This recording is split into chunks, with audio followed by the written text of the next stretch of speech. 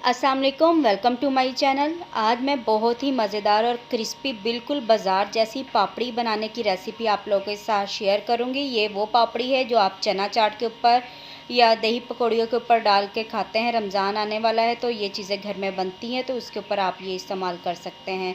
तो क्रिस्पी पापड़ी बनाने के लिए 1.5 कप मैदा ले लिया है। इसमें आधा चम्मच हम नमक डालेंगे, आधा चम्मच हम इसमें डाल देंगे साबुत ज़ीरा। अच्छी तरह इन सारी चीज़ों को हमने मिक्स कर लेना है और उसके बाद इसमें थोड़ा थोड़ा करके हमने पानी डालना है और इसकी हमने डो तैयार कर लेनी है। इसकी जो डो है हमने सख्त गूंदनी है, नरम नहीं गूंदनी है।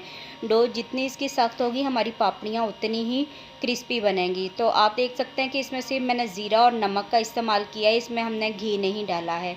तो अच्छी तरह हमने आटे को गूंद लेना है और इस तरह मल मल के इसे गूंदेंगे। तकरीबन 10 से 12 मिनट तक आटे को गूंदना है और उसके बाद इसका हमने बना लेना है पेड़ा। इस तरीके से इसका पेड़ा बनाएंगे और इसे हम कवर करके रख देंगे तकरीबन आधे घंटे के लिए, ताकि आटा अच्छे तरीके से सेट हो जाए। तो आधे घंटे के बाद हम खुश्का लेंगे, इसके ऊपर हम पेड़ा जो तैयार किया है ये रखेंगे और इसकी हमने एक बड़ी सारी रोटी बना लेनी है।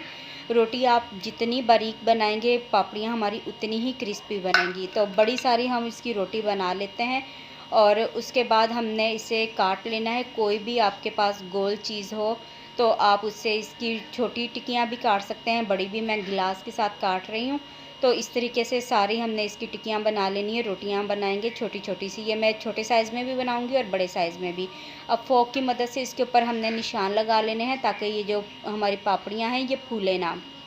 तो गरम गरम घी के अंदर हमने इन्हें फ्राई कर लेना है। घी को पहले अच्छे तरीके से गरम करेंगे और उसके बाद इसमें ये पापड़ियाँ डालते जाएंगे, अच्छी तरह से इसे फ्राई कर लेंगे क्रिस्पी होने तक। अब ये कुछ मैंने बड़े साइज़ की बनाई हैं, इनको भी हम फ्राई कर लेते हैं। आप कोई सी भी शेप दे सकते हैं, छोटी भी, बड़ी भी, गोल भी, कुछ भी। जब ये पापड़ियाँ मैंने बनाई थी इन्हें मैंने गोल शेप दी, तो जो एक्स्ट्रा इसके किनारे थे उसको मैंने ज़ाया नहीं किया, उसे भी मैंने फ्राई कर लिया है।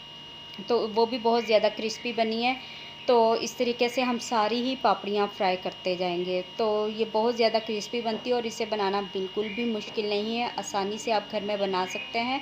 बिल्कुल बाज़ार जैसी ये बनती है। ये देखें, ये जो इजाफी किनारे थे उनको भी मैंने फ्राई कर लिया है, ये भी बहुत क्रिस्पी बने हैं। तो ये हमारी सारी पापड़ियाँ बनकर तैयार हो चुकी है। मैं आपको दिखा भी देती हूँ ये कितनी क्रिस्पी बनी है।